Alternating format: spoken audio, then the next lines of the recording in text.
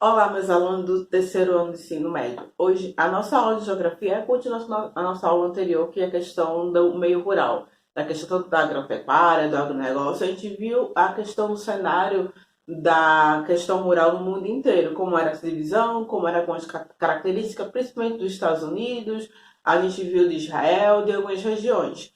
Hoje a gente vai ver a questão da estrutura fundiária do Brasil, como é dividida essa estrutura da terra do Brasil. A gente sabe que todo aquele processo histórico, vamos fazer assim um breve história dessa apropriação de terra no Brasil, ocupação desse território brasileiro, a gente viu que a questão luz da terra no Brasil sempre foi na questão tanto da exploração da agricultura, em cima da agricultura de monocultura, daí a gente teve os ciclos do ciclo do açúcar, do café, que foram não só nossos principais produtos para exportação, e também o Brasil vive nesse sistema, não só ainda vive nesse sistema de latifúndios, de grandes propriedades de terra, e a gente vive nesse modelo, logo no início, em cima de plantation, que é grandes propriedades de terras, grandes concentrações de terras em mãos de pessoas. Daí sempre vem um questionamento que vem desses movimentos, de movimentos rurais, da questão da reforma agrária, que seria uma melhor redivisão de terras do Brasil de forma mais,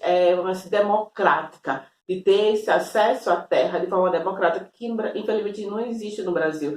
As pessoas que realmente são grandes propriedades de terras, que têm essas posses, são as pessoas que são extremamente ricas e que vão concentrar cada vez mais terras ainda, e com isso aqueles grupos de que a gente tem grupos familiares que vai desenvolver não só atividade, a agricultura local, eles acabam perdem a oportunidade de mercado por isso, porque eles não têm como combater ou enfrentar na questão do comércio em si, dos produtos, eles não têm como bater de frente com esses grandes proprietários de terras. Daí a gente vem em relação à legislação rural no Brasil, em relação às leis de terra do Brasil. A gente tem como um grande marco a Lei da terra em 1850. Essa lei nada mais é do que, coloca aqui agora no Brasil, para você ter acesso ao posse à terra, ou você vai herdar, ou você vai comprar essa terra. Assim vai acabar com a questão de as pessoas se empossarem na terra e não ter a documentação. Agora, para você ter uma propriedade de terra, você precisa ter uma documentação, não só representando, mostrando que você é o dono daquela terra.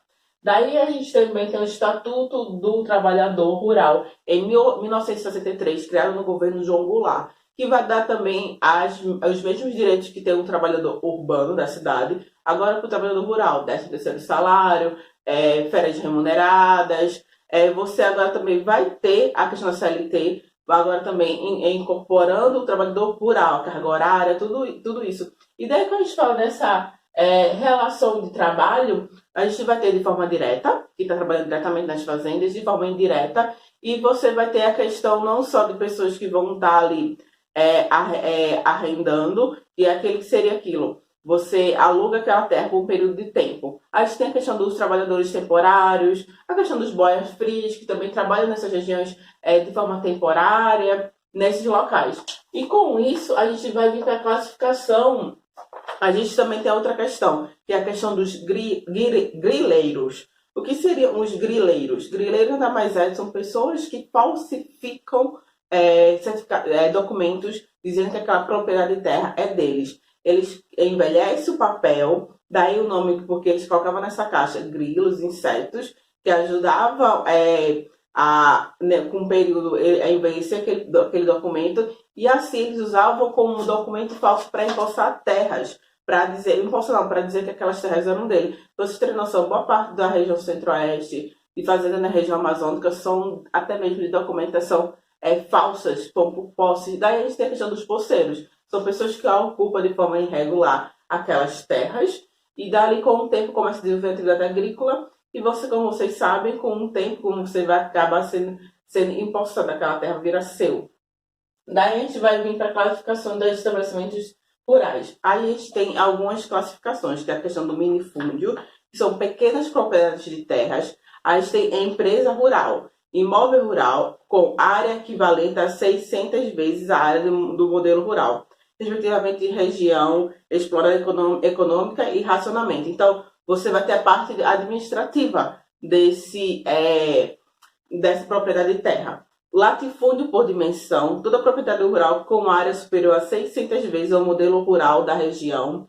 E o latifúndio por exploração, imóvel cuja dimensão não ultrapasse de 600 vezes o módulo rural da região, mas que é mantido inexplorado em relação à possibilidade física, econômica e sociais.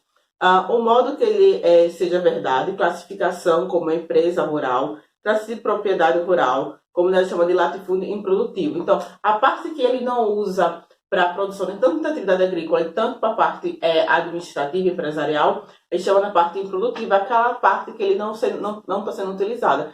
Daí a gente vem com essa questão de que a gente tem não só minifúndios no Brasil, que são pequenas propriedades, e latifúndios, que é uma característica muito grande da região centro-oeste do Brasil, na região, a parte do norte, aqui na região norte e nordeste, que sofre muito com essas questões de grandes propriedades de terra, e muitas delas, muitas vezes, não são usadas 100%. Daí a gente vem na questão do movimento do MST, do movimento sem terra, em ocupar essas propriedades de terra, muitas vezes não tem alguma utilização, até mesmo áreas de, como o caso aqui em Pernambuco, de engenhos, que faliram, que essas terras foram para o governo e tal, e não está sendo utilizada. Então, a gente também tem esses movimentos sociais que vão tentar conseguir não só desenvolver a agricultura familiar, em prol de uma democratização dessa terra um pouco melhor, já que a gente fala de reforma agrária no Brasil, a gente fala de uma utopia que vai ser muito difícil de vir acontecer, não só por causa dos políticos que estão no poder,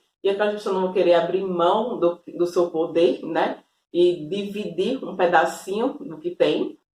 E quando a gente fala dessa estrutura fundiária do Brasil, a gente fala não só dessa ocupação que a gente teve ao longo da formação histórica do Brasil até hoje, não só de grandes fazendeiros, de controles, não só na vida política, mas também na vida econômica do país. Eu vou concluindo por aqui. Na próxima aula a gente vai continuar mais falando sobre a questão do meio rural. E qualquer dúvida em relação à sua atividade, vocês podem me perguntar. E só ressaltando a importância de fazer atividades e a frequência dela de entregar essas atividades.